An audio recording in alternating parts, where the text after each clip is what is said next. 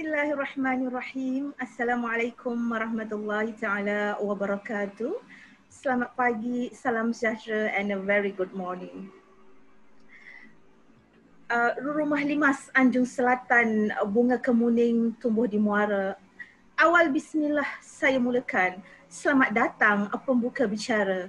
Alhamdulillah, alhamdulillahirabbil alamin wassalatu wassalamu alal asyrafil anbiya'i wal mursalin wa ala alihi wa sahbihi ajma'in.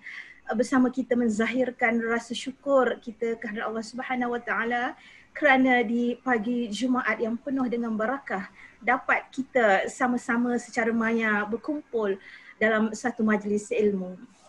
Let me introduce myself. I'm Ratna Rushida Abdul Razak from the Faculty of Human Ecology, and today I'm responsible for moderating this session. On behalf of University Putra Malaysia UPM, allow me to extend a warm welcome to all of you, especially to our distinguished speaker yang berbahagia Professor Emeritus Tan Sri Datuk Zulkifli Abdul Razak. Welcome to PICTO 2020 International Putra Innovative Webinar Series. This is going to be our last webinar and we have saved the best for last. Today, we'll be listening to the presentation entitled Instructional Leadership in Higher Education, Teaching and Learning. First of all, let me introduce our wonderful speaker yang berbahagia Professor Emeritus Tan Sri Datuk Zulkifli Abdul Razak. Tan Sri Zul is currently a rector of the International Islamic University of Malaysia. He was the Vice Chancellor of University Science Malaysia, USM, from 2000 until 2011. He is the immediate past president of the International Association of Universities, IAU, a UNESCO-affiliated organization based in Paris. He was the convener of the Regional Center for Expertise on Education for Sustainable Development based in USM beginning 2005. He is currently the chairman of RSCE Greater Gombak based in IIUM. He has led IIUM to receive the International Green Grant Award as a Sustainable Institution of the Year 2020 that was announced in high-level forum in New York. Tan Sri Zul was awarded the prestigious 2017 Gilbert Medal by Universitas 21 in recognition of his long-term commitment to a sustainable approach to international higher education. He has been an honorary professor at the University of Nottingham since 2014 and has recently been appointed senior advisor at the Asia Europe Institute, AEIUM. He is also the co-chair of Right Livelihood College Steering Committee based at University of Bonn and an advisory board member, Institute of Sustainable Development and Learning in Lufana, Germany from June 2019. He was an invited speaker at the 2015 Nobel Dialogue in Sweden and the 2020 Nobel Prize Dialogue in South Korea scheduled for October 2021. Tan Sri Zul was awarded the 2017 Tokoh Akademik Negara National Academic Laureate and recipient of a number of honorary doctorates from various international universities. Locally, in October 2018, he was conferred Professor Emeritus by University Science Malaysia, USM, whilst in November 2019, University Science Islam Malaysia, USIM, conferred him an honorary doctorate of Da'wah and Islamic Management in recognition of his efforts in widening the dimensions of Da'wah through various research and leadership while serving at the university. In addition, in appreciation of his contribution to academic cooperation and exchanges between the two nations, the government of Japan awarded him the Order of the Rising Sun Gold Race with neck ribbon in September 2019. For almost 25 years, Tan Sri Zul writes weekly op-ed columns for Malaysia dailies, especially the New Straits Times. Recently, Tan Sri Zul has been appointed by Qatar Foundation to be a member of its Higher Education Strategy Advisory Panel. With that, Tan Sri, I'm glad to welcome Tan Sri Zul to deliver his presentation entitled Instructional Leadership in Higher Education, Teaching and Learning. Tan Sri, falyatafaddal mashkura. The screen is yours. Thank you very much, Ratna. It's kind of strange to say that the screen is mine. Used to be the floor is mine. Alhamdulillah Rabbil Alamin wa salatu wa salam asyrafil anbiya mursalin wa ala alihi wa sahbihi ajma'in la hawla wa la quwwata illa billah. Assalamualaikum warahmatullahi ta'ala wabarakatuh. Greeting of peace. And thank you very much to UPM for extending this kind invitation and also the very generous introduction by Ratna. That CV will be the same for you when you arrive at my age. The umur 70, I think the CV gets a little bit longer, so we need to work hard for it, inshallah. I've been given this task, which I think it is not an easy one, to talk about instructional leadership for higher education, for teaching and learning. If I can just load up my slides, is something that I'm not good at. Let me get somebody to help me. Now, what I've done after reflecting on this topic, I would like to make some slight changes in terms of its interpretation. Yeah? So, for example, rather than just talking about instructional leadership, which from my understanding is very much focused on teaching and learning, I would like to talk on a broader dimension of academic leadership, because I think this is an area that most of us are not kind of understanding it quite well. And it's not just focusing on teaching and learning, but all the missions of the university, including research, including community engagement, and including whatever else that we're going to see when we talk about the post-COVID environment, right? So I will talk about a broader dimension so that all of us who are listening to this webinar will find a kind of resonance between what we are doing every day and what we are going to do in the future, inshallah, to move the university forward from what it used to be. I'm not saying that the university is not moving forward, but I guess, and from my own reading, once you go over the post-pandemic era, I think the changes that the university will see will be a lot more. And therefore, the kind of leadership that the university must profess moving forward will also be correspondingly a lot more than what we understand today, right? So as Ratna has mentioned, Alhamdulillah, we have been given the status of the regional centers of expertise on education for sustainable development by United Nations on the 1st of April this year. That craft an area called the Greater Gombak, which includes in our definition Kuantan, Pagoh, Gambang, which is where the 3 campuses of IIUM there. And therefore, we think this is a good opportunity for us to understand what education is all about moving forward and taking on all other institutions at the same time, right? So let me begin by understanding what do we mean by leadership. I think this word leadership is often talked about. People always make judgment. These people are a good leader, that person is not a good leader. And sometimes we in the quote-unquote leadership position begin to wonder whether we are a good leader ataupun tidak, right? Now, for those of you, I think, who are familiar with leadership will understand what I'm trying to say.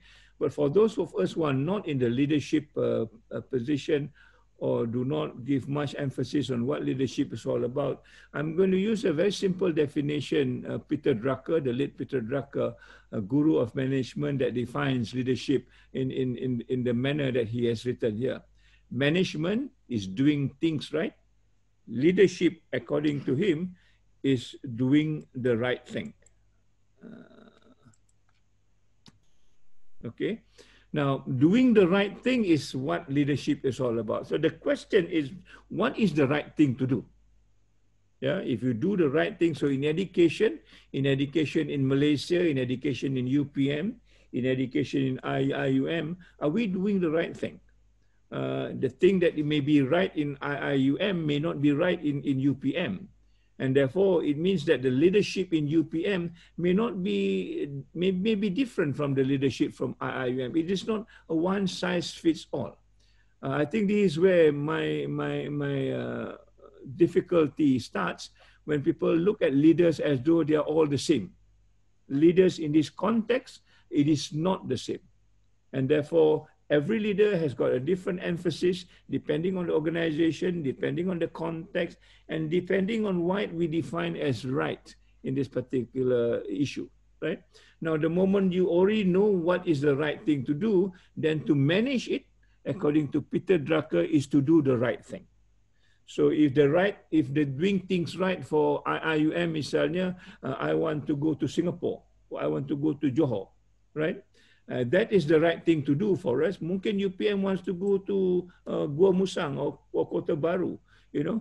That is the right thing that you want to do.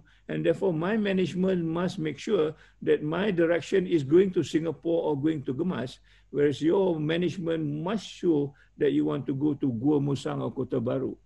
If my management put me into a direction of Gua Musang or Kota Baru, then my management is not doing things right. I mean, that's a simple analogy of what management and leadership is all about.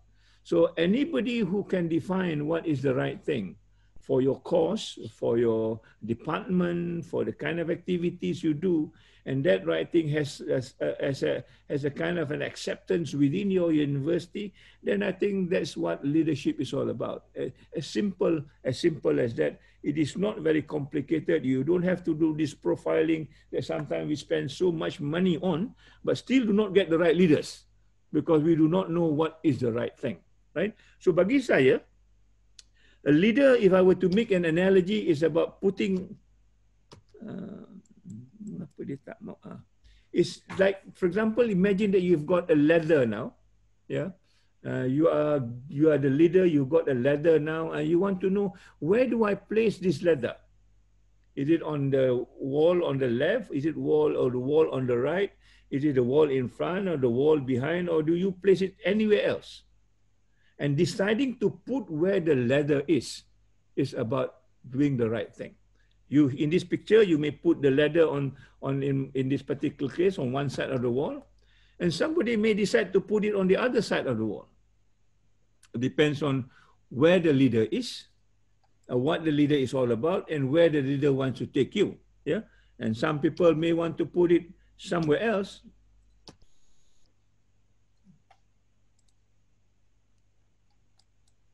Okay, somewhere else in front of the wall. So you can see here, there are three positions of where the ladder could be placed. In other words, it depends on what your definition is about the right thing. And my decision may be to put it on the right side, on the left side. There must be a reason why I want to do it that way. It doesn't mean now, kalau macam di Malaysia ni, kalau dikatakan, okay, now you want to have something, everybody put their ladder on the same side of the wall because the instruction that comes from somewhere else, maybe the ministry say, oh, you put it on the right side of the wall. And everybody say, okay, ini instruction daripada ministry, kita kena letak the ladder on the right side of the wall. Because my situation is different. My situation may want me to put the ladder on the left side on the wall, or the in front of the wall, or the back side of the wall, depending on what I have during my my tenure or whatever I want to do, right? And why do I do that? Because depending on where you put your ladder, you will get a different vision. It's, for example, that's a vision at the end of the day. Orang on the left side ni yang pakai baju bomber ni will see a different view of what he needs to see once he reach at the top. He will probably see the view from the right side. And the view will certainly be different from the other lady here who is climbing it from the front of the wall that looks at the view from the other side of the wall. Maknanya the perspective that we bring as a leader, depending on where your position is different. What she sees and what he sees cannot be equated to be the same. because she may see a different thing and he may see a different thing, and therefore the perspective, what we call the worldview, may be different. So in IIUM, the perspective, the worldview, is an Islamic worldview. And that cannot be equated in UPM, which is generally not an Islamic university, may take a different worldview. And therefore, the leadership cannot be similar, cannot be the same. It can be the same, but that not necessarily so, because they are different. We are an Islamic university. You were probably at one time, if I remember, you are an agricultural university. And therefore, your perspective may be different again when you look at agriculture as a dimension that you want to manage or you want to lead, as compared to my university or our university now, which is an Islamic university. All right? And that also depends, if you look again from this picture, the kind of a person will be different. Here, orang bomber ni dia pakai baju bomber, therefore dia punya, what I'm trying to show, dia punya skills, dia punya capacity, dia punya worldview is different because he has got another way of looking at things. To this lady who wear a suit, then her capacity of thinking is different. If I give this bomber suit to her, she may not be able to carry it. She may not even be able to understand it, because her capacity is not the same as the person who is carrying this particular mission of fighting fires, for example. So you must understand this kind of a not one size fits all. Yeah, and the tendency I see in Malaysia, when we talk about leader, it is a one size fits all. Orang UPM buat macam ni, orang USM buat macam ni, orang UKM buat macam ni, orang IIUM buat macam ni. Ya, ambil contoh sajalah. I always make this a simple analogy. Ya, kalau kita katakan student affairs, mesti HEPA. I can bet you tak ada universiti yang tidak panggil student affairs-nya HEPA. Mesti apa ni, hal ehwal pelajar dan alumni. Saya mungkin nak panggil hal ehwal pelajar dan pembangunan desa. Tak boleh, kerana dia mesti HEPA. Alumni ni letak di mana? Kalau desa ni, alumni letak di mana? Menjadi satu hujah yang mendalam. Ya? Apa salahnya kalau saya letak alumni di bawah pejabat Naib Chancellor? Tak payah dia letak HEPA. Ya? Tak boleh. Kalau research mesti happy. Hal ehwal pembangunan, penyidikan dan inovasi. Lain pada happy tak boleh. I mean, this is the kind of thing that really bothers me. As a leader, I want to design my research into something else. I want to call it by any other name. Why can't I do that? Because it reflects my capacity, it reflects my worldview, it reflects my context. And therefore, as a leader, I need to define it the right way that I want to define it. And I think this is one of the biggest things that I think we need to start to overcome, so that our university can be different. So that IIUM, UPM, USM, namanya berbeza.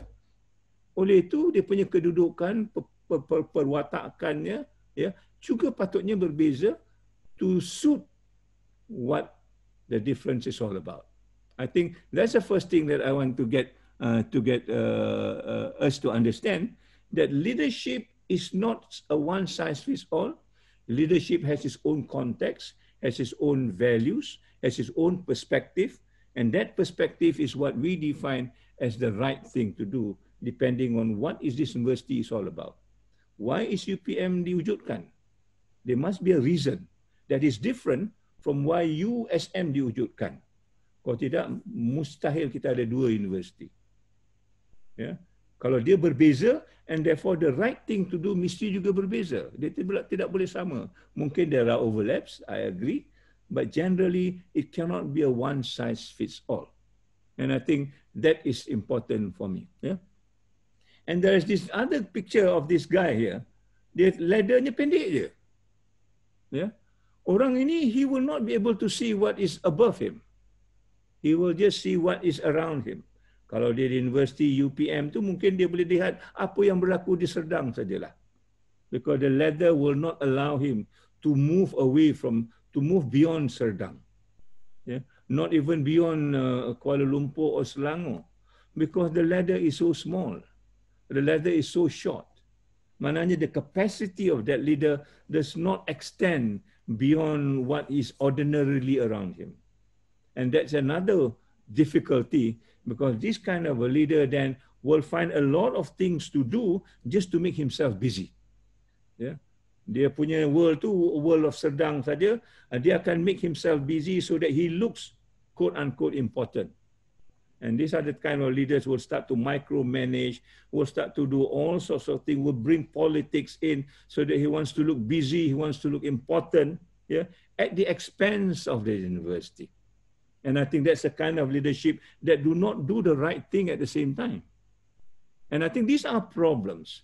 From my experience in this world of education for almost 50 years now, yeah, leading 4 universities, this problem is still around us, yeah, and it's still around us. And some of our leaders are not willing to talk about this, and therefore the university in the long run suffers as much as what we want to see how the university looks for. So I hope I have given you a kind of a perspective that I think this academic leadership, the world academic leadership, dengan political leadership, dengan social leadership, dengan cultural leadership, they are all again very different. It's just like a different university. The way you lead politics and the way you lead academia, it cannot be the same.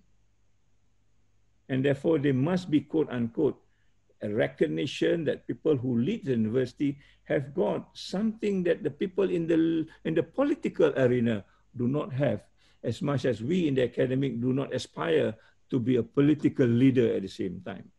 And when academics want to be politicians, and that's where the problem starts. And when politicians want to be academics, and that's where the problem starts. Because I think the aspiration is different. Bagi saya, it's two fundamental things. In academia, we talk about what justice is all about. And that's why education is important. Education is about bringing justice to bear. We give education to our students so that at the end of the day, everybody can be equal because they've got the same knowledge. Then they can exercise justice in whatever they do. And that justice is important for us. Yeah? Keadilan adalah satu benda yang penting dalam pendidikan. Pendidikan is about creating justice. Yeah? It's not about creating power, which is what politics is all about to me. Politics about creating power. So you want to talk to people who can give you votes, because then you get the power. Yeah? What you get the power and what you do with the power is another story that we can tell. So these are the things that I think we need to be very sensitive about when you talk about leadership. And it's not as easy as saying, oh, Denny is not a good leader, this guy is a good leader. It's not as easy as that until you fathom into what leadership is all about. That could be another discussion that we can have at another point in time, right? So with this understanding, where do we proceed before we talk about this instructional or academic leadership in a way? Yeah. So therefore, kebanyakan daripada kita will talk about university in the context of, yes, this very nostalgic picture of graduating people out of our institution. Yeah. Once we graduate them, then our university becomes, well known. We have got ranking, we have got all these other things that we think makes our university good. But the picture is still a very small picture. It's a picture about our university, not about the world of teaching, not about the world of academia, which is bigger than just our university. Yeah? And therefore, for some people, the leadership extends forward. It talks about not just our university, but what is happening around our university. So we talk about numbers of people who are not attending school, for example. Yeah? People who are not getting opportunities to study, or people who are not getting opportunities to study at the best school or the best university that there is. Yeah? We begin to worry why there are different kinds of universities that give different things to different people, particularly when we talk about the rich can go for a better university, the poor will have to live in a place where education sometimes becomes difficult. Yeah? And we see very recently when we talk about online education, everybody talks about online education. Yes, online education is a solution for the future. Suddenly we read in a newspaper that one girl in Sabah has to climb a tree to get her online education. Yeah, and it's almost a slap in the face We forgot about these people who do not have the facilities to go into online education. Because we are all urban, our universities are all urban, it seems that our mind are very focused on the urban sort of infrastructure. We forgot there are people, thousands of them, in the rural areas that do not have even the minimum facilities that we talked about. And these kind of leaders must worry. Where do we afford this kind of education? And that's why I talk the word justice becomes important. How do you bring justice to bear when you talk about education, that everybody must have the same level and quality of education, so that we can begin to talk about justice in the context of education. Not just the few who can do this online thing because they are lucky, they are fortunate, they've got all the facilities, they've got all the money, they've got all the opportunity, whereas people who do not have this, we forgot about that. That is, to me, a very unjust situation, right? And this is not something which is new.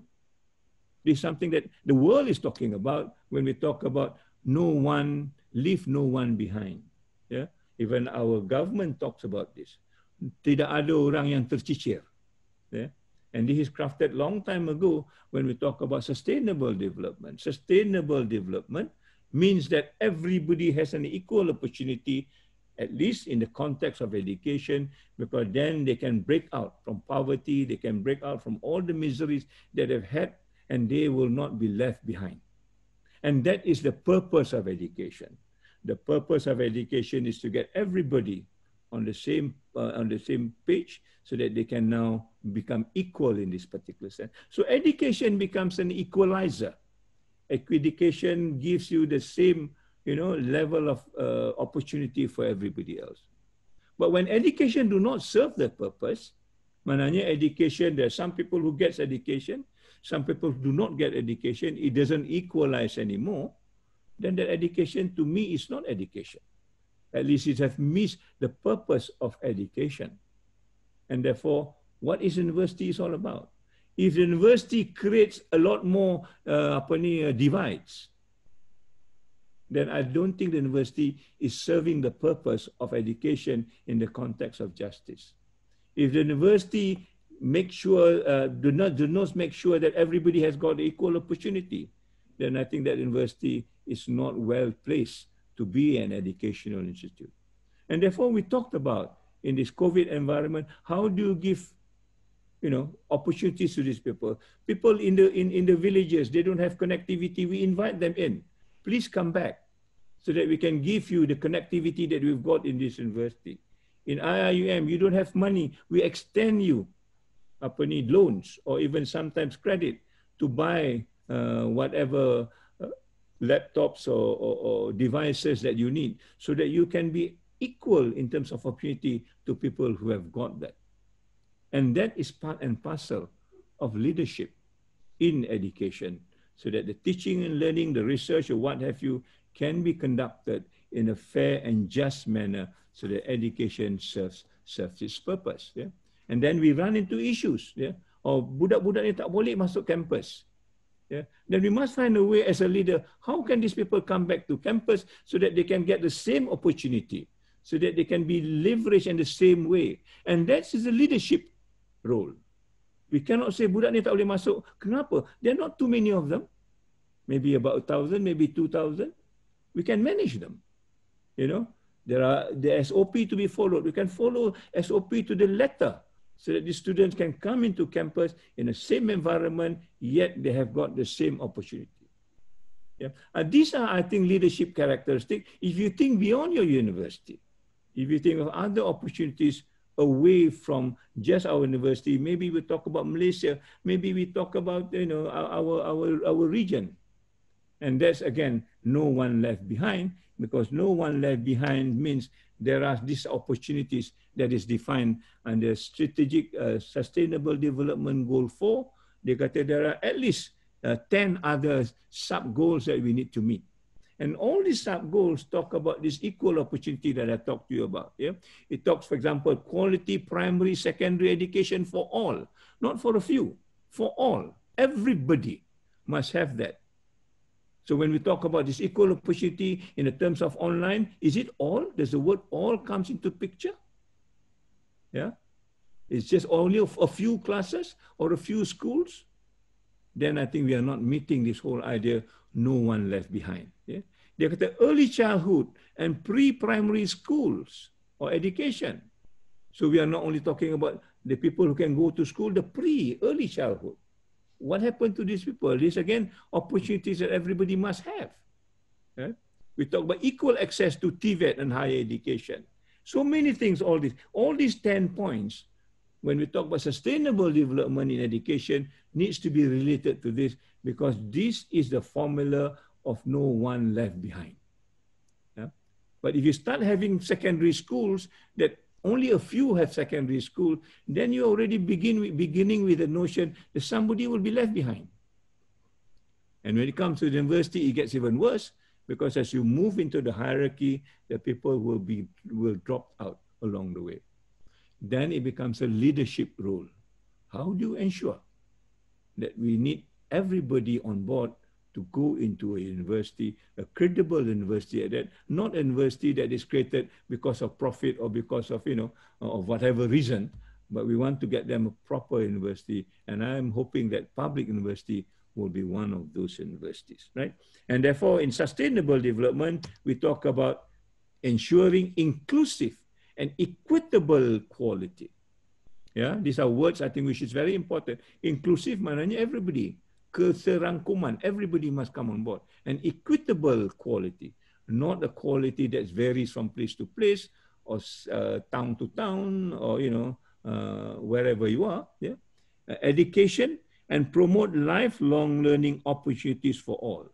Maknanya it is a sustained effort. It is a lifelong from womb to tomb. It's not only for 5 years you're at university, after that, that opportunity is gone. How do you create this? And that is a leadership role. It is not a leadership role of a rector or a vice chancellor. It's a leadership role of everybody in the university. And that's for my definition of leadership in a university does not belong to position, does not belong to names. Yeah? Not because you're a rector or a dean or a vice chancellor, you have got leadership quality.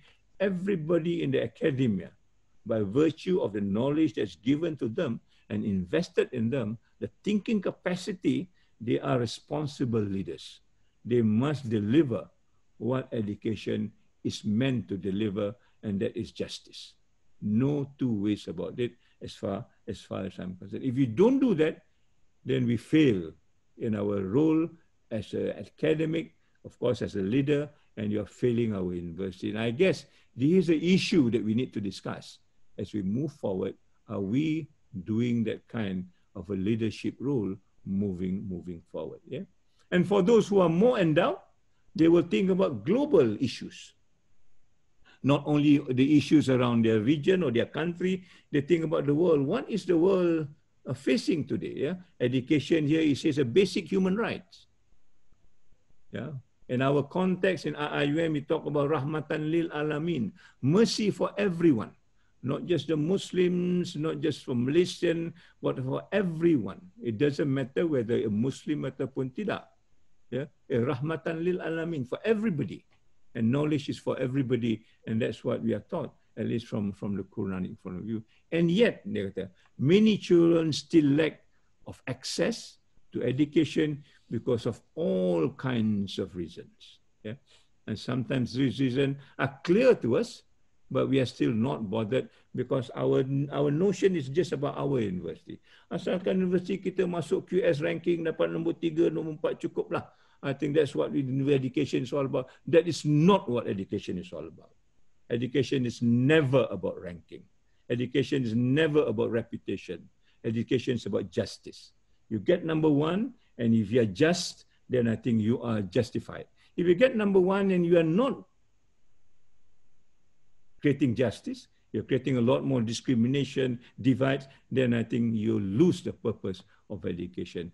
There is no two ways about it as far as I'm concerned. Yeah? So what kind of reasons, right? There are many reasons, I'm sure, but the one that people talked about are this. global mega trends facing education. What are the big international trends? There are 10 of it, yeah. Some of it you can relate to you, but from my point of view, I'm happy if we can address the 5 of it. One is a question of wealth gap within social and social mobility. Education is about social mobility when you talk about justice, that people are able to break out from their location and they move and they become the leaders of the world, not just their own country or their own university. But certainly people are facing sometimes this so-called wealth gap. I talked to you about this, yeah? The rich can get better, and we say that the rich then can do a lot more social mobility, not sometimes because they're smart, but sometimes because they can pay into an education that other people cannot pay. Yeah? And therefore, these people who have got wealth go into university, and the sad part is that they will bring the same thinking into education, that education is only for the wealthy, not for the people who are not able to pay. And then we begin to see universities are constructed in that way. University become the for-profit universities, that only the rich can go because the university wants to make money out of this university, right? And I think this, again, is a distortion of what education is all about, a distortion of what university is all about. It is no longer talking about justice.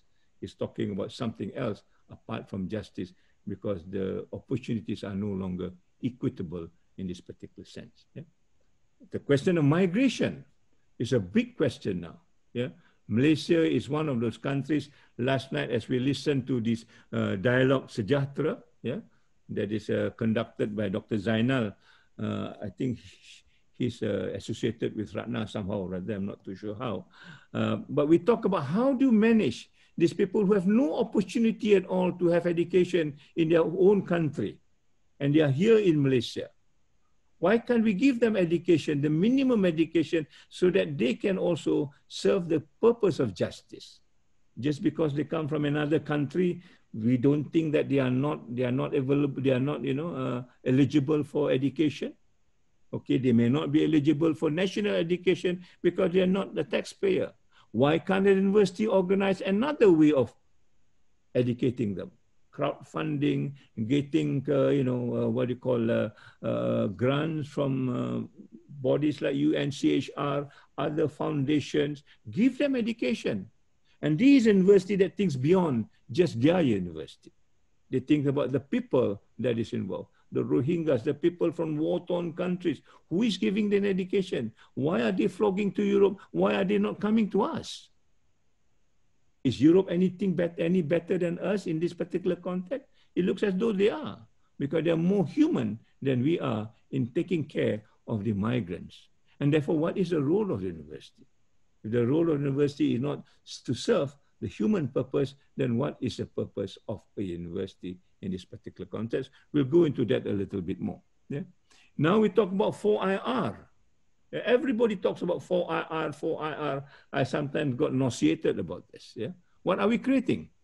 Are we creating first-class humans or second-class robots? This discussion has not been talked about. This 4IR, at the end of the day, what is the impact on the human being? Yeah? Now, we talked about the issues of AI, for example. And it's not a final discussion. People are talking about white AI.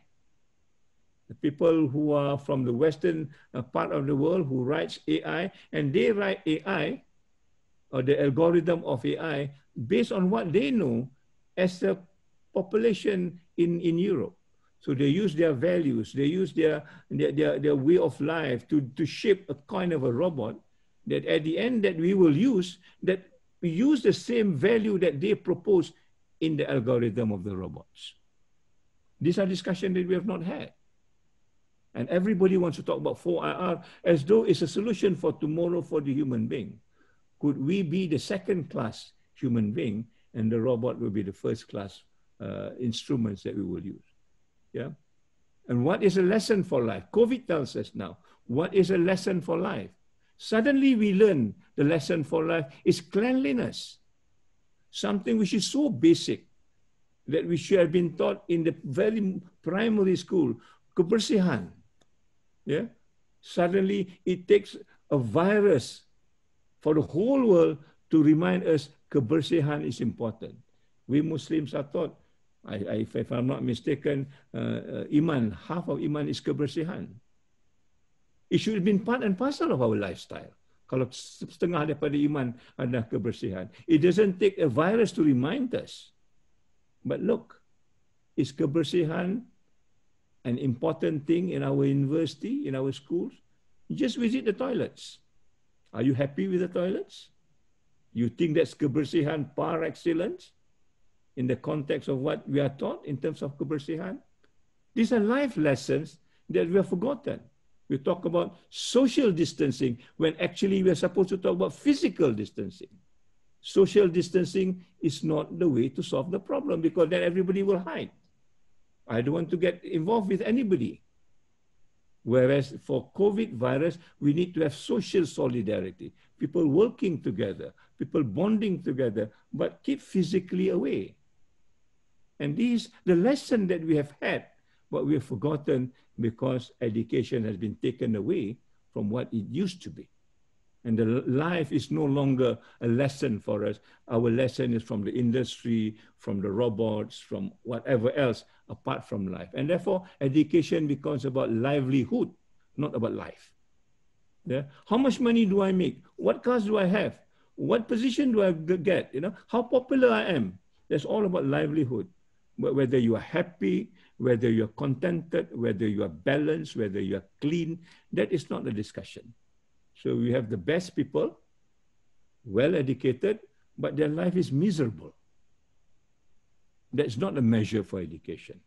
The measure of education is what we call the KPIs. The better, more KPIs, the better it is for us. Although you are unhappy, never mind, you know, because that's not the purpose of education. Education for life does not even factor in our education today. And that's the role of leaders. How do you factor this thing in so that our students are happy students? Our students are contented students. Our student, as a student, has got a mind that is beyond just numbers and figures. They're about human being. They're about human life. They're about values that we're going to talk about, inshallah, in a moment, right? And the last one is about teaching values. How do you teach values? Are we teaching values in class now? Yeah. Take the values of cleanliness. How many times do you talk about cleanliness in class? I'm quite sure, and I can bet you, if I go to your computer labs, they're 100% cleaner than the toilets. Yet the toilet is for everybody, and the computer labs mungkin for maybe 10% or 20% of the people in the university. But where you devote so much time in cleaning the lab, otherwise, you know, all these dust will come and my computer will not be functioning well and stuff like that. That question somehow or other does not apply to the toilet. Yeah. So where do we teach our values? Who is responsible for teaching these values? It is not in our KPI. I can bet you none of our KPI talks about values per se. All right. Now, if you can address the 5, I'm extremely happy. But before we can address the 5, there's another one that comes into picture. That's the coronavirus, which is now a pandemic that will modify all these 5 things that I talked to you about. The coronavirus tells us wealth is not important anymore. You can have a lot of money, yeah, but you cannot buy things because the shops are closed. Economy has collapsed. You can't even buy PPE at one point. We don't have enough ventilators. You can have all the money you have, but you don't have all those things, then your money becomes useless. And who do they depend to? They depend on the people who then voluntarily help. And that's our universities. I'm glad that our universities, at least the public universities on record, yeah, produce PPEs and distribute it to the hospital, to the clinics that needs it. Yeah. We collect food and we give to other people. Yeah. We go to the community and help them. That's where the social mobility is. There's not much money required. But yet we have got the values, the sense of helping people. And that's what education is all about. Yeah. Some of us are now beginning to work with migrants. I know my university is. how to bring them into the mainstream education. How do you create alternative pathways for them? Yeah, at least IIUM has a record of doing this with the Bosnian. 30 years ago, when there's a war in Bosnia in 1992, we brought at least about 100 of them here. And now after 30 years, when we kind of look back, yeah. When we look back, we see all these people who are now have graduated in IIUM has gone back to Bosnia and become leaders in Bosnia, and now ensuring that Bosnia becomes the gateway of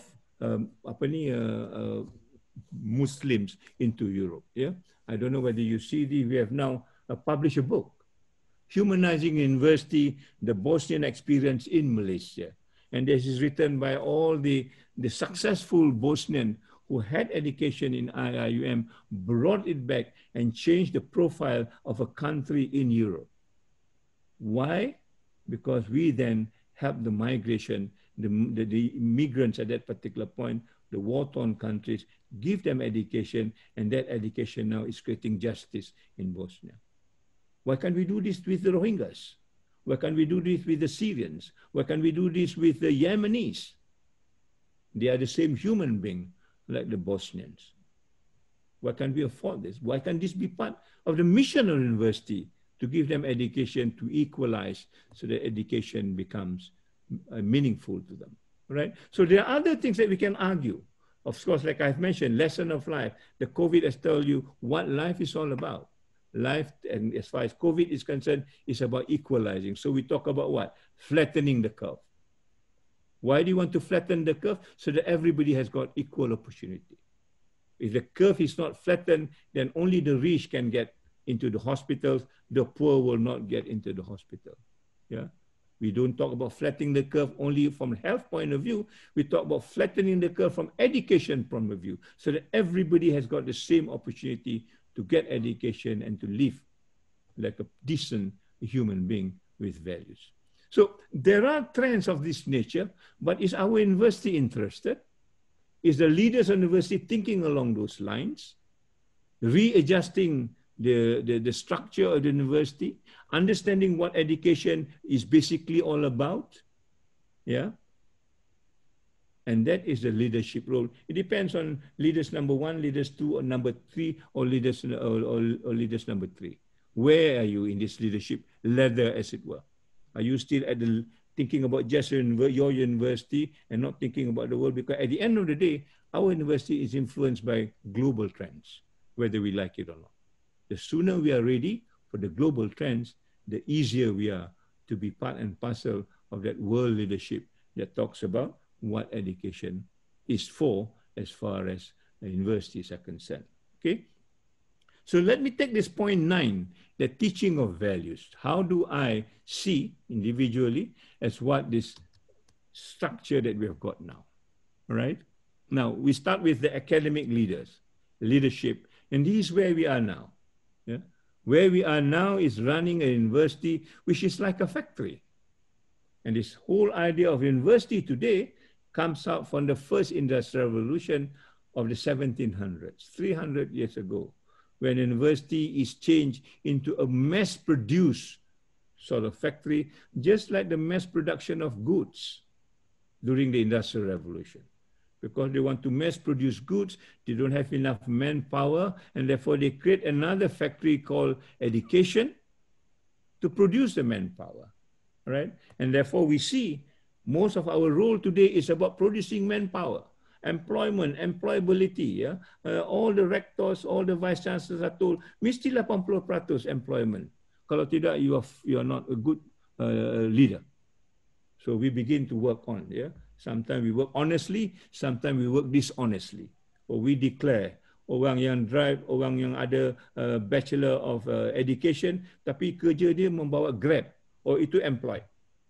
And therefore our numbers goes up. Some universities got 90% employment. My God, fantastic university.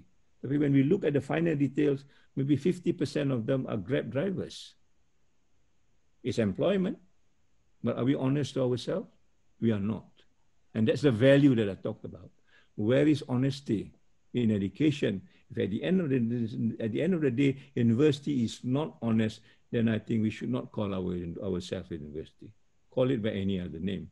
Because honesty and education is part and parcel of the same thing, right?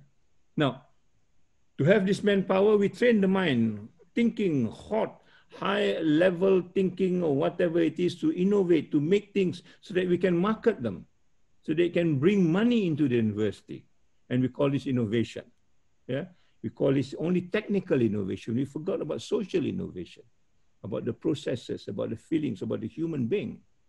That is not important as far as we are concerned. We are talking about technical innovation. What can you create? What can you buy? What can you sell? How much money can it bring?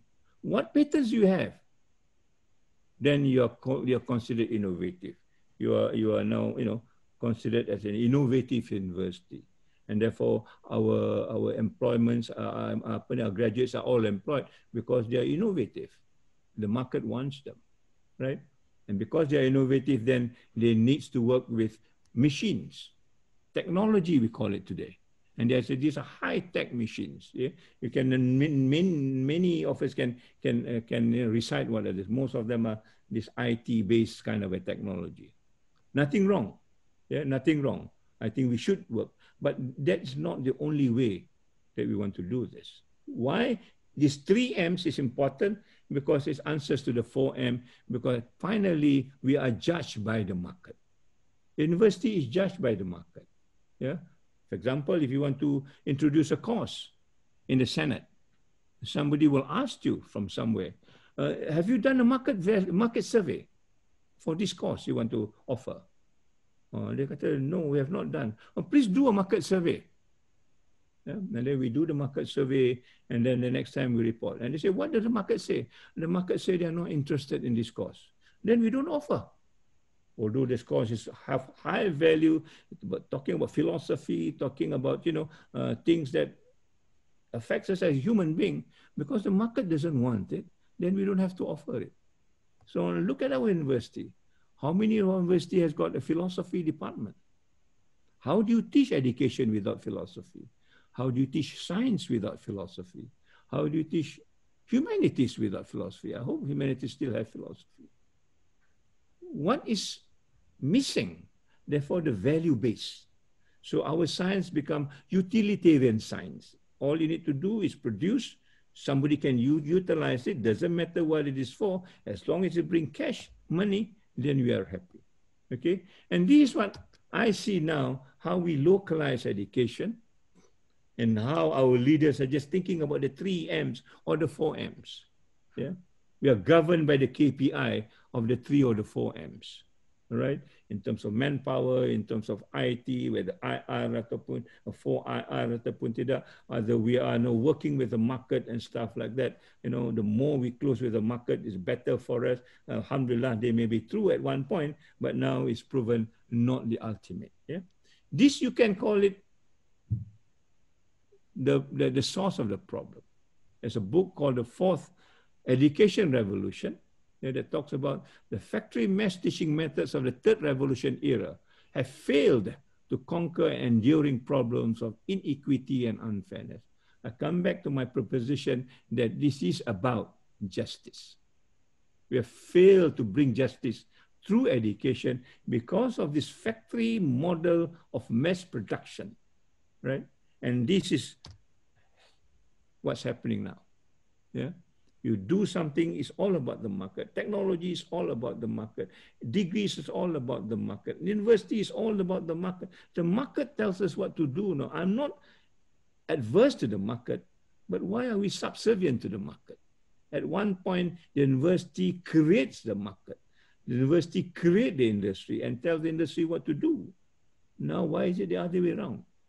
Have we lost our leadership that we now listen to the market and do what they tell us to do, sometimes not rationally. Yeah? And we can see now that is what happens during the pre-COVID, just to differentiate between what happens now during the COVID environment. During the COVID environment, all of you, I think, will agree that the market has no function anymore. The industry closed. The industry will tell us, I don't want your graduates anymore because we don't have any more employment to give them. The word now is permanent unemployment. So kalau kita mengatakan, okay, let's look at the figures, how many of our staff or boys are employed, then you suddenly find there's no employment, or there's little employment, or a selective employment. So what is the link between us and the market anymore? When they don't assure us the job that we are supposed to train for them. The market can close. Hari ini ada COVID, that one industry can say, I'm going to close my factory because I have no money now to fund. The university cannot do that. The university cannot say, because the market is closed now, I'm going to close my university. You can go to wherever you want to go. The university cannot do that. Our moral obligation is to make sure that these people are educated, not only just for the market, but for themselves, their family, the community, the nation, and the world. The market may exist, the market may not exist, that doesn't matter, but our obligation stays. And therefore, the market does not become important, and therefore, what do we need to do as leaders? We need to disrupt education.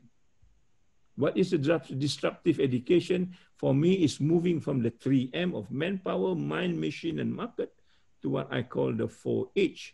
And the 4H will say the KPIs is not important anymore. And indeed so.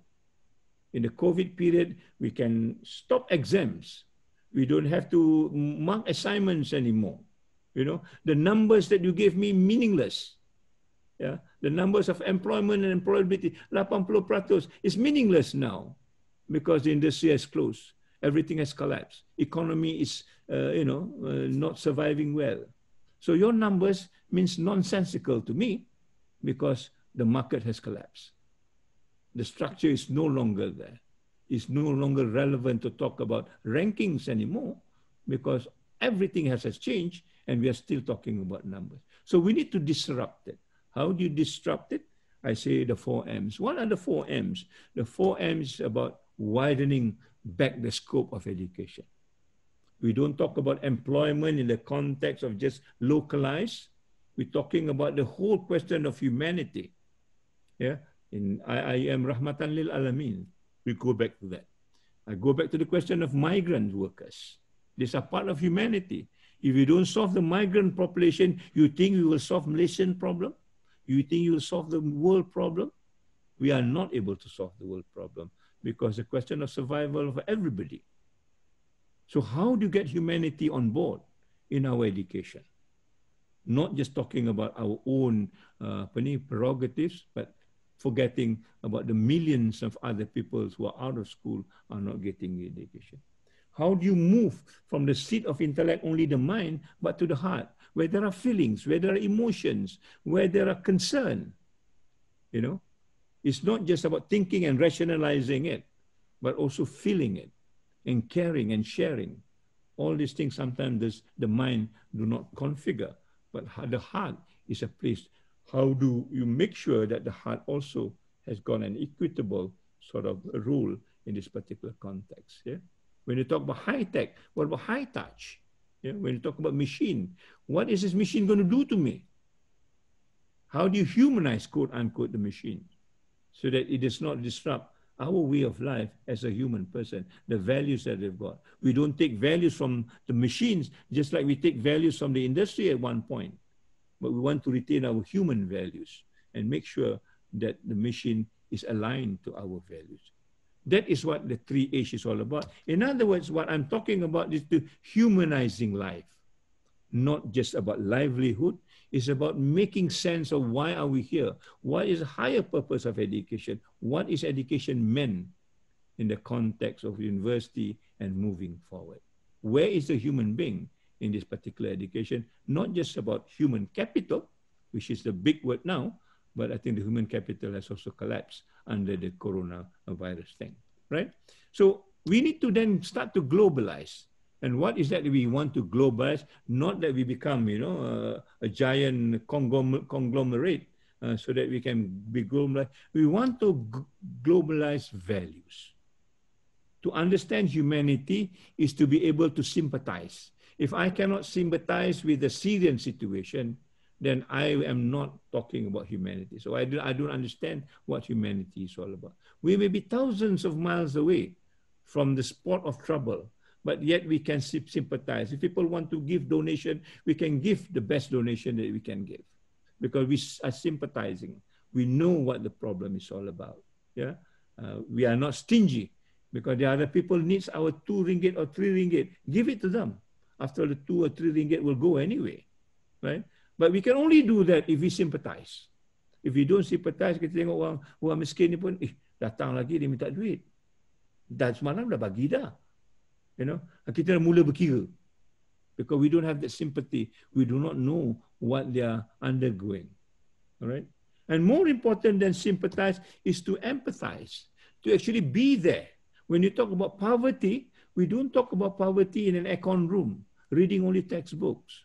We need to go to where poverty is, to live in poverty, to suffer the hunger, to know the pain, to know the agony. Then you understand, oh, this is what poverty is all about, you know? And therefore your level of sympathy grows.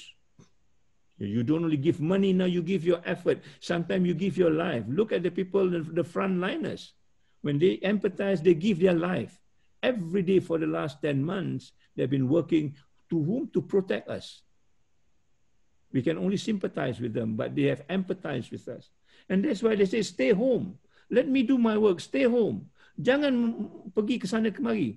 But the people who do not know sympathy and do not know how to empathize, these are the people yang kena tangkap 2-3 kali. Yeah?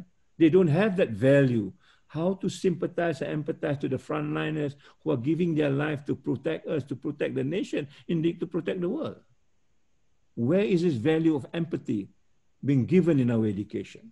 In fact, our education is much more stingy than that. Jangan empathize. Kalau buat USM, jangan kerja dengan USM. Kita kerja je. USM dia punya pasal.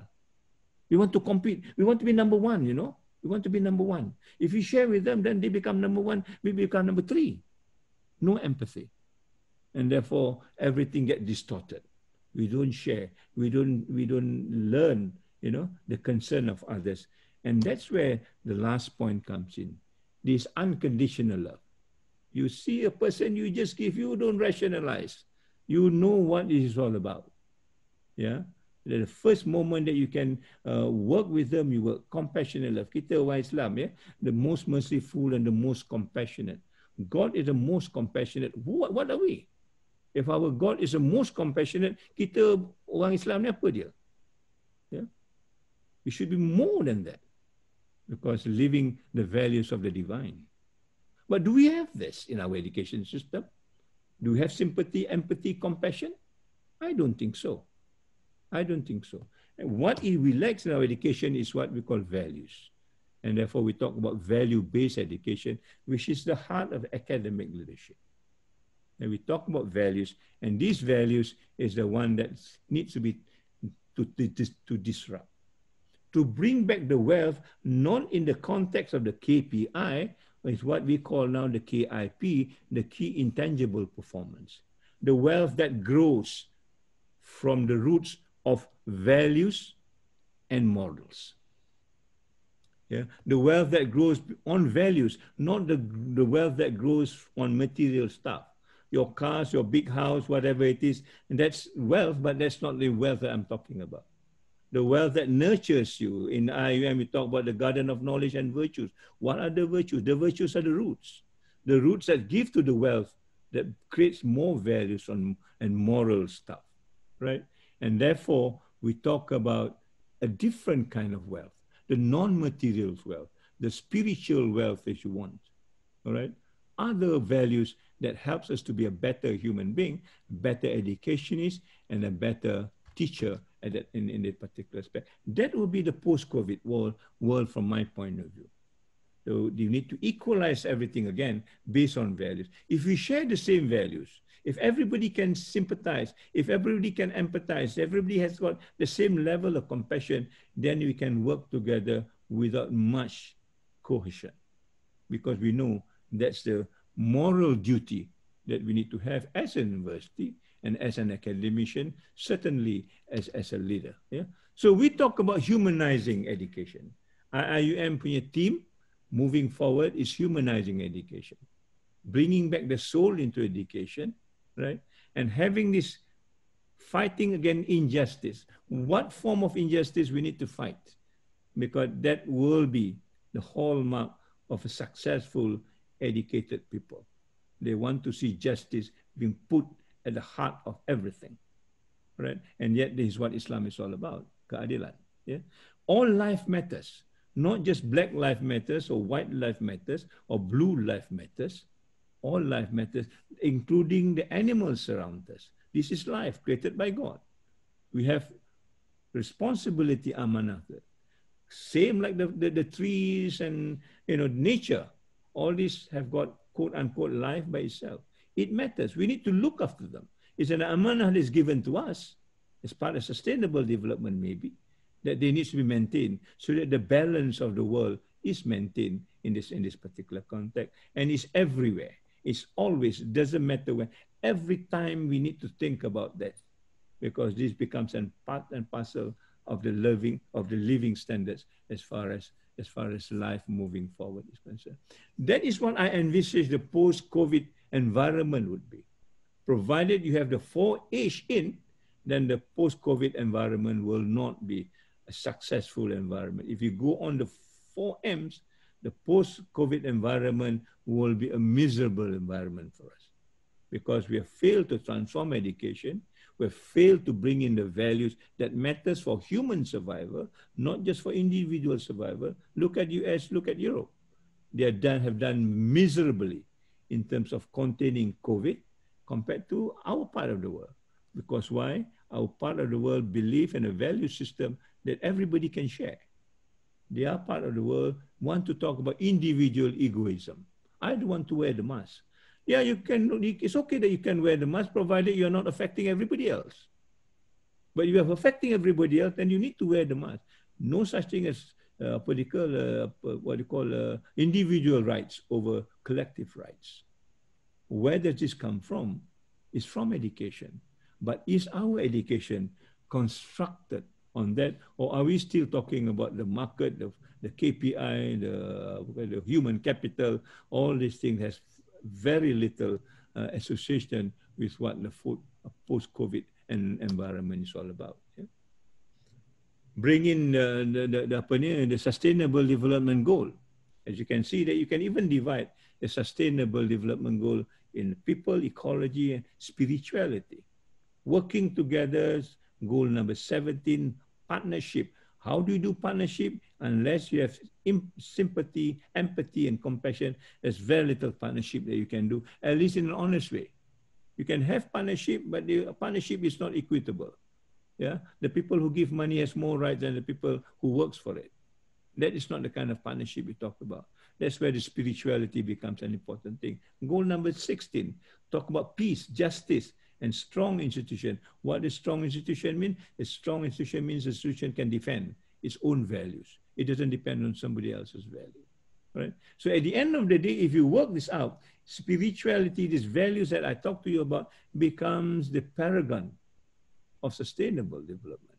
It is not just about, material goods the way we are made to understand. And I want to bring back in our context, this has been talked about many a times. If you go back to the falsafah pendidikan kebangsaan, that's been there for the last more than 30 years now. Yeah? Dia bercakap tentang manusia seimbang, insan harmonis. Dia bercakap tentang kesejahteraan diri. Yeah, the word sejahtera becomes a key word now in terms of our context. All right? And therefore, IUM has written another book. I don't know if we can see this, but it's called Spirituality and Sustainability.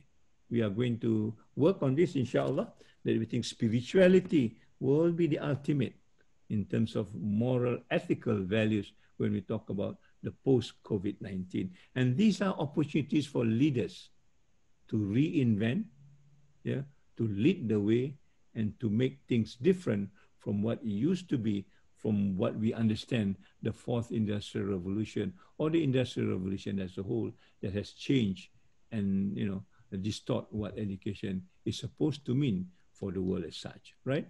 So let me conclude, yeah, by what do we do now? What are the things that we need to do? All right. Sadly, we are now importing models from somewhere else. Tengok universiti ni buat macam ni. Oh, let's follow that one.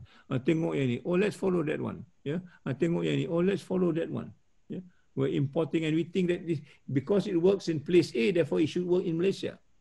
We forgot about the context. We forgot about the values. We forgot about the worldview. We forgot about the perspective.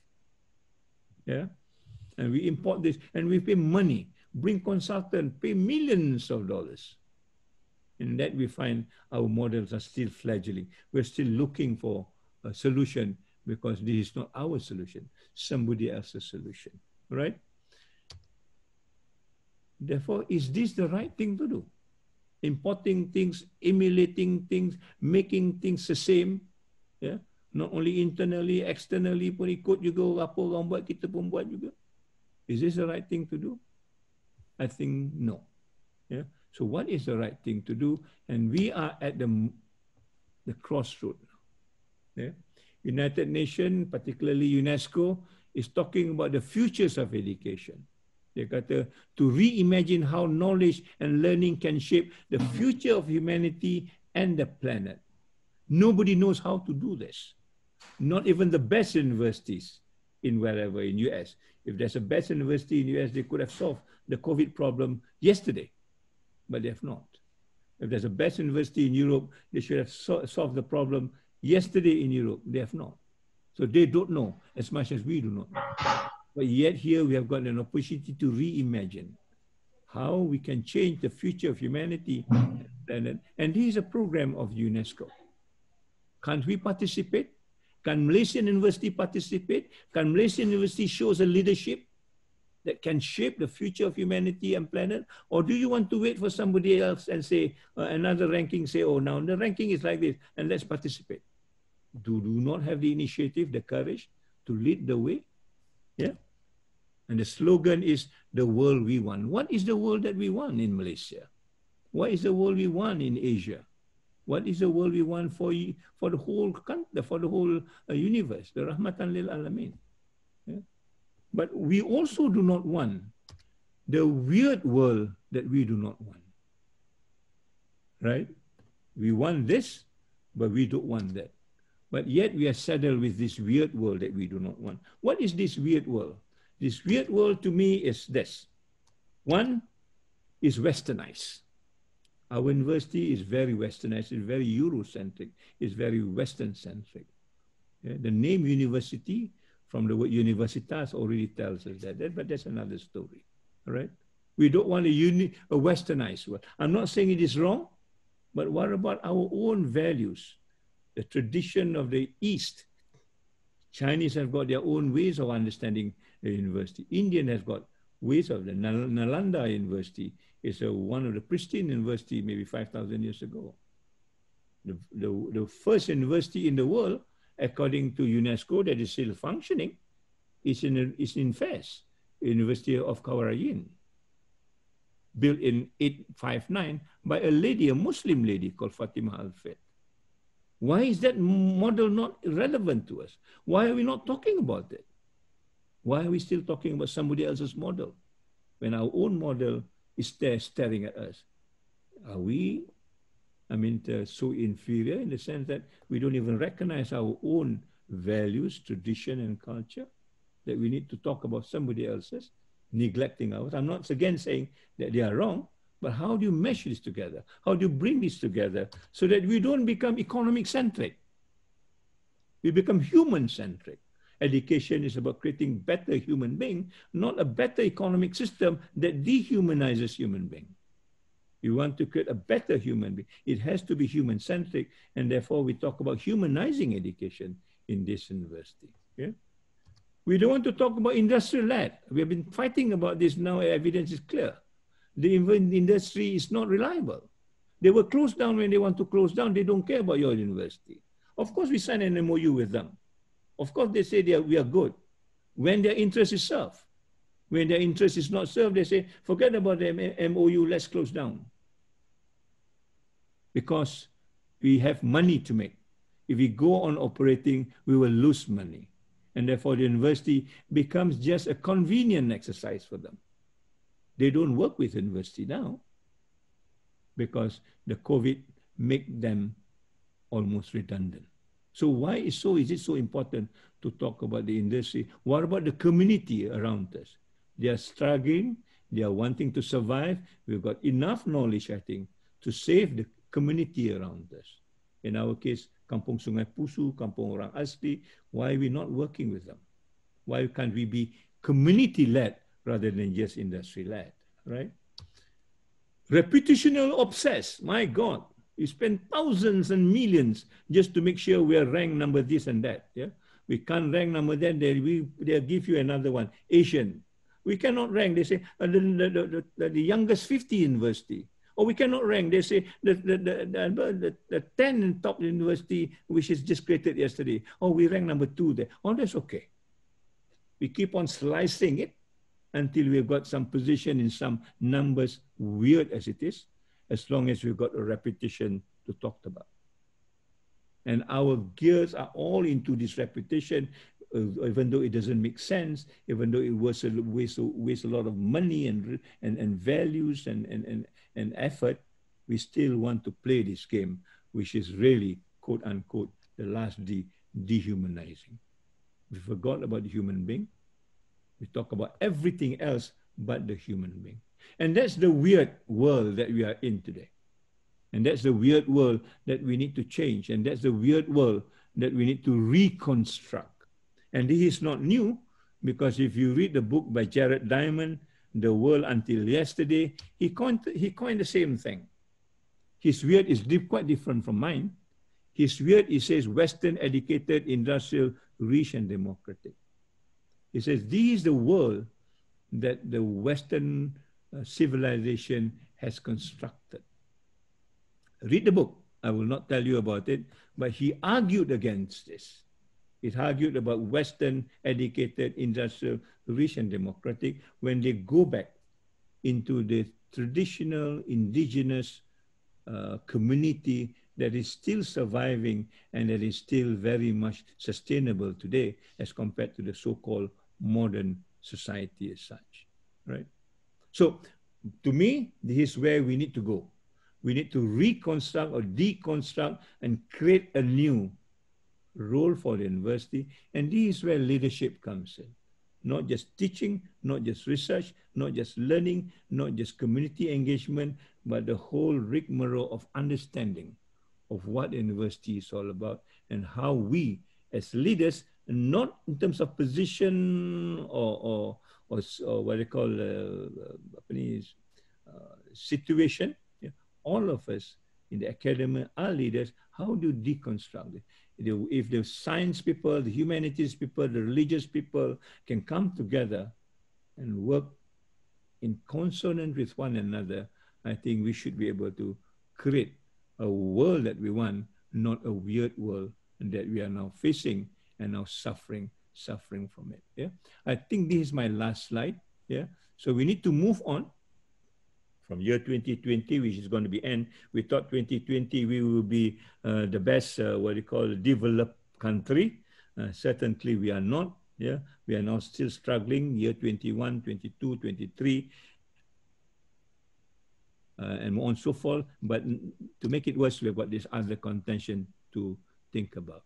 And therefore, this is where the leadership needs to come in full force, understanding what this is all about, what are we supposed to do, and what is the commitment that we have to deliver to ensure that humanity survive in the most appropriate and humanistic way moving forward, inshallah. I guess that's my last slide. Thank you very much for your attention. Assalamualaikum warahmatullahi ta'ala wabarakatuh. Waalaikumsalam warahmatullahi ta'ala wabarakatuh. Alhamdulillah. Thank you. Thank you very much, Tan Sri, for your enlightening and stimulating presentation. If I may highlight the speech into a few points. First, it's about questioning the paradigm of leadership in a different academic and political leadership. And there should be a shift given a changing landscape of education, especially during post-COVID-19. Secondly, the contents and purpose of teaching and learning and also in education is so much challenged by the COVID-19. Third, there's a big shift of teaching and learning, which is to shift from the 4M and veer to 4H, i.e. humanity, heart, high touch, and humanizing life. The fourth one is about translating the falsafah pendidikan kebangsaan into contemporary approach and pedagogy so that it become more relevant and bring back the very purpose of education. Next is about leaving us with the question of our education for future of humanity. And last, let me think, where are we in terms of Viet and how we could bring back the soul to education. I remain most grateful to the audience for the attention you have given to this lecture, and I'm sure you have learned something from that. Thank you so much. So now let's move to Q&A session. Okay, so you can start directly by unmuting your mic, please. Thank you, Ratna. Thank you, Tan Sri.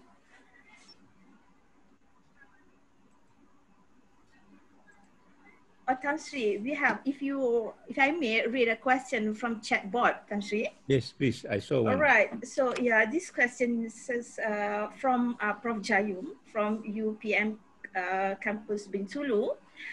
The question is, how does UIA under your leadership do justice to the multi-ethnic students of Malaysia want to study for higher education? Have the indigenous people from rural Pahang, Sabah, Sarawak been given equal opportunities?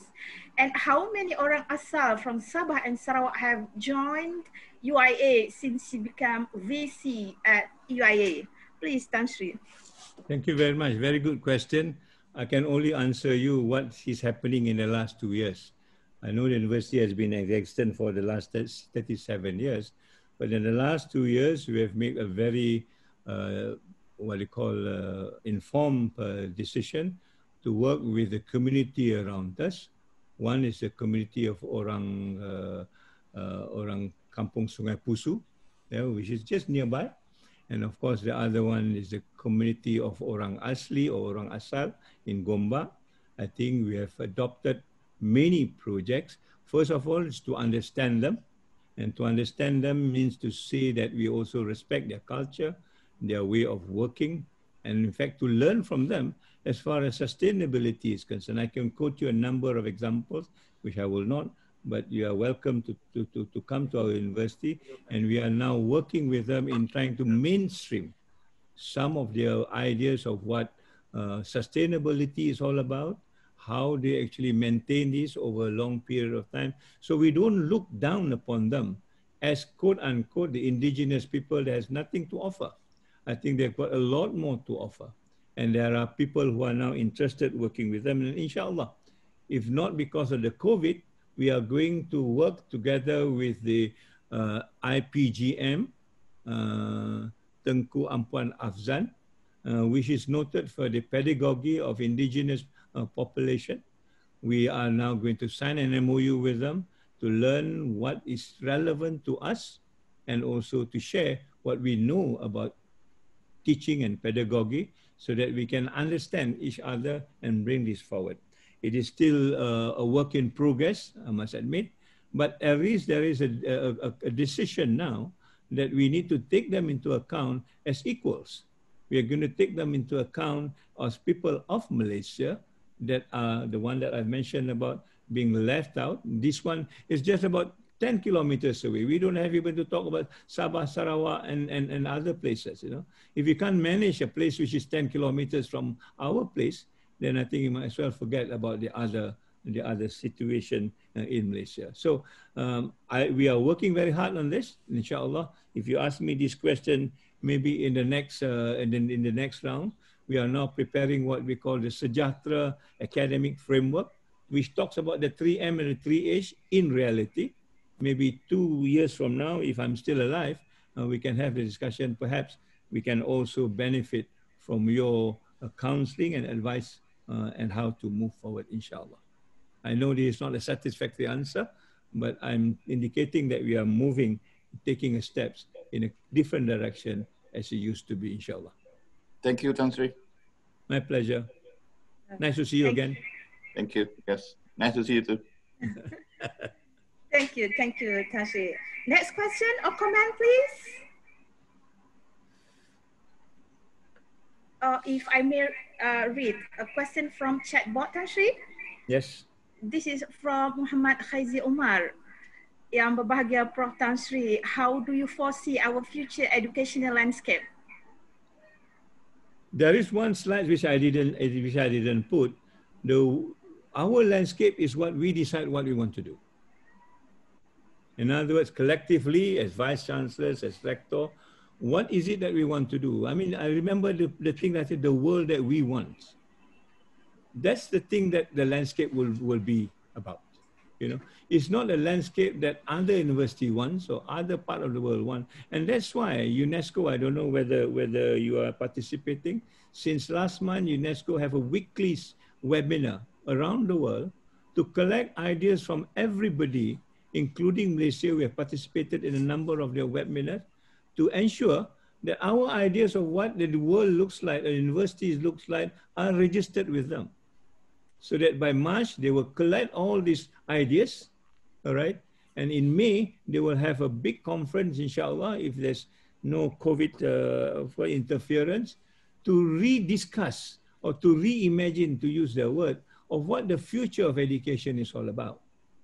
And this is where we need to put our thinking cap to move ahead and reconstruct our own world of education.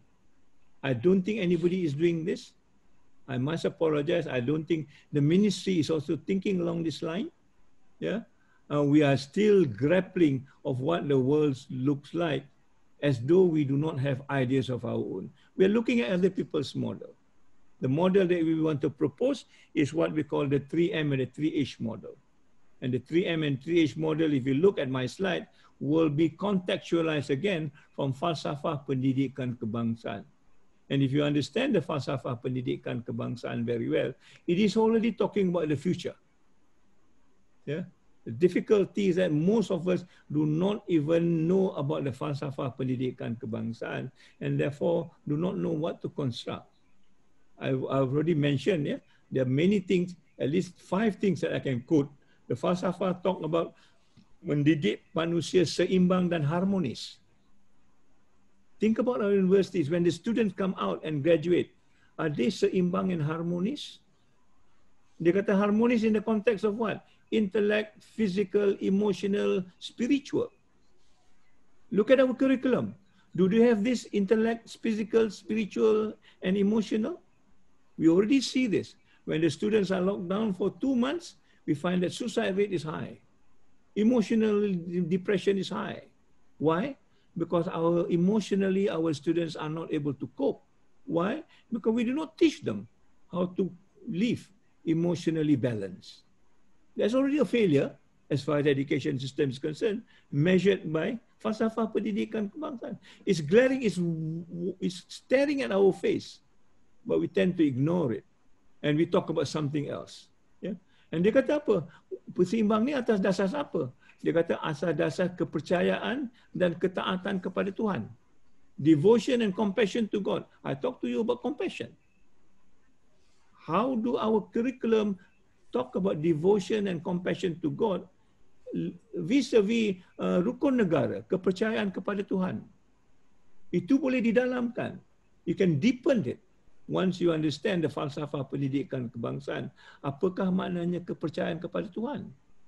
Yeah? And that is the basis for the balance. It's not because Cambridge wants it, Oxford wants it, or UNESCO wants it. Bagi kita, asasnya kepercayaan kepada Tuhan. Dan Tuhan itu Tuhan yang agaknya menyeluruh. Dia tidak cakap Tuhan orang ini atau orang itu. It is the spirituality that we talked about, that Ratna wrote. Where is the spirituality as far as education is concerned?